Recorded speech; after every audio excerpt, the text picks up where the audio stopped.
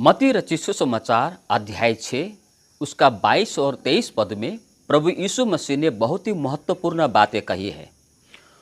उसने कहा, शरीर का दिया आँख है, इसलिए यदि तेरा आँख निर्मल हो तो तेरा सारा शरीर भी उजाला होगा, और यदि तेरी आँख बुरी हो तो तेरा सारा शरीर अंधियारा हो जाएगा।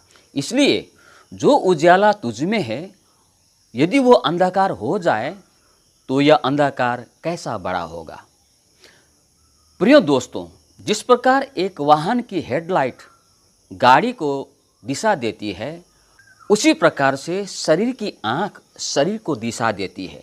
एक व्यक्ति का आँख यदि अंधकार में हो जाए, यदि वो दृष्टिहीन होता है तो उसे चलने में दिक्कत होगी, उसे दिशा मिलने में बहुत परेशानी होगी। लेकिन वो यदि देखने वाला है तो उसे चलने में आसानी होगी, क्योंकि वह आँख उसके शरीर को दिशा देती है। ठीक इसी प्रकार हमारे सोच, हमारे विचार, हमारी योजनाएं, हमारी भावनाएं हमारे जीवन को दिशा देती है।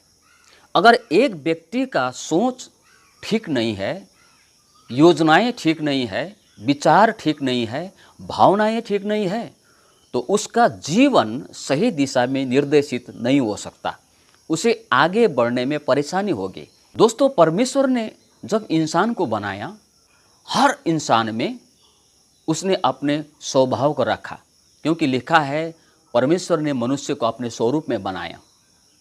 इसका मतलब है हर मनुष्य में उसका गुण, उसका स्वभाव आज भी विद्यमान है। यद्यपि पाप के कारण वो बिगड़ गया है, नाश नहीं हुआ है, बिगड़ा हुआ है। इस कारण हर मनुष्य में कुछ न कुछ अच्छाइयाँ, कुछ न कुछ भलाइयाँ हमें देखने को मिलता है।